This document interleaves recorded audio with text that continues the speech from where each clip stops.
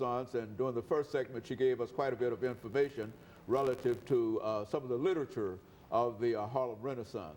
But now I think she has agreed that we should talk about what she considered to be the Harlem Stride style. And of course, Lana, let me not only welcome you back to the second segment, but to sort of delve into this idea of the Harlem Stride style as part of your rendition of some of the important events during the Harlem Renaissance. Let's talk about it from that perspective. Now, if you're just tuning in, I want you to know a few facts before we go on with the show. I'm Alana McLaughlin, born August 27, 2002, and today on the show we're talking about the Harlem Renaissance. Now, I started off the show in the first segment with talking about how Zora Neale Hurston influenced some of the writers of today, like Maya Angelou and other writers, and how it was such a big part of African American history. Now, I know you introduced the show by saying the Harlem Stride style, so we're just gonna hop into that. The Harlem Stride style was not some kind of dance like the Harlem Shake. The Harlem Stride style was a way of playing piano. Now, it was a very popular way of playing piano. Like, if you had the Harlem Stride style down, then you were it. I mean, because, and plus, the piano was a sign of wealth. So if you had a piano in your house and was able to play it and was able to do the Harlem Stride style on that piano, you were it. I mean, because most people would think that having a piano in their house just made them seem wealthy, but if you also knew how to play it, then that kind of boosted your itness, like your popularity. And so that's what basically the Harlem Stride style is. Now, also in the first segment, we talked about Zora Neale Hurston. Now, she was the writer of the famous book, Their Eyes Were Watching God. And it was also made into a movie, which I have seen, starring Holly Berry. And so Zora Neale Hurston and these other people were very influential in this time. And that's when even French-speaking African Americans from the Caribbean and Africa, they came together and they bonded, and that's where they all blossomed, because they helped each other blossom. It wasn't like they were all against each other. I mean, they bonded, they came together. And that's how it started the new Negro movement, or the Harlem Renaissance. Go on, continue. Now, let's get into the art of the Harlem Renaissance, well, arts like music. Now, the trumpet and the piano were both signs of wealth and were both big aspects of the Harlem Renaissance. I fortunately know how to play both.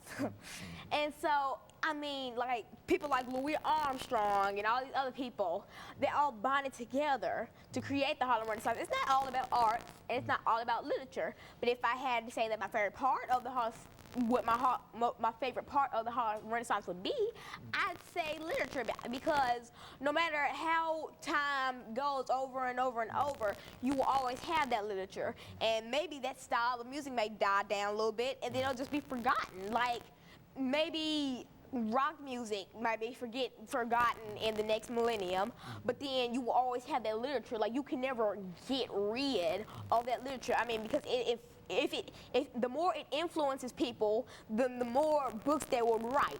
And then when it goes all over the years, they will say, I was inspired by the Harlem Renaissance, and that would make people want to look it up. And then that literature would just always be there, because it influenced so many people that say, if you wrote a book about the Harlem Renaissance, and then I want to write a book about the Harlem Renaissance, then my kids would want to write a book about the Harlem Renaissance. Then I'd go over and over and on and on and on and on.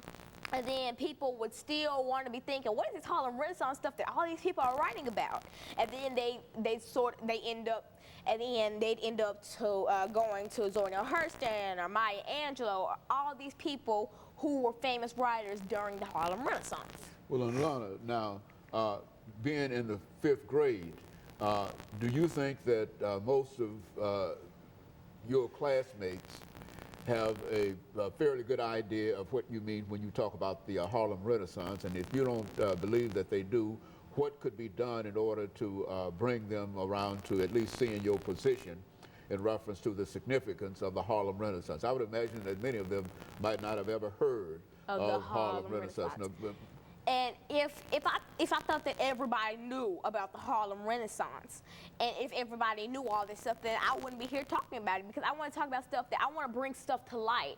I want more people to know about stuff. Like Martin Luther King, I'm not gonna say Martin Luther King was born, he did this. I want to get into the deep, deep facts of his life. Like, I won't tell the stuff that people already know. People already know that he was a civil rights leader. They knew that he did this. They knew that he did that. But then you have to, but then to really make somebody understand, so you have to go down and down and down and down until you hit gold, basically, something that will intrigue them. And then that's basically why I wanted to do the Harlem Renaissance, because I thought that most people don't know, all they know about the Harlem Renaissance was that it had music, that it was in Harlem, and then that's what most people think, but then it was so much more than that. It inspired the writers of today. Do you know any writers of today who might have been inspired by the Harlem Renaissance? To give me an opportunity to perhaps get a point of view in. Like, let's like Maya Angelou. If you were to interview Maya Angelou and ask her what some of her poems or books are about, then she'd say the Harlem Renaissance. I mean, because that's what influenced the African Americans of today, and then some of the music influenced other musicians of today. Like jazz music, like if you think of jazz singers, then you know that they may not be that influenced of the Harlem Renaissance, but then you have to know that a little bitty piece of them had to be influenced by the new Negro movement or the Harlem Renaissance.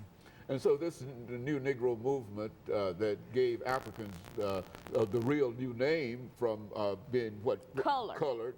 To New Negro was influential enough, you're telling us, to even change the name of the African race from colored to Negro. Now, how did that all come about? We're going to be doing this second segment. I want you to explain to us how all of that came about. Certainly, you've already indicated that this is a significant movement and that it was literature filled and et cetera, but at the same time, how did this name colored, and say some statements in reference to about that name as well, some of the organizations that might be associated with that organization, and then tell us from there about this new Negro. And I think we'll be back with our audience following this very, very short commercial break.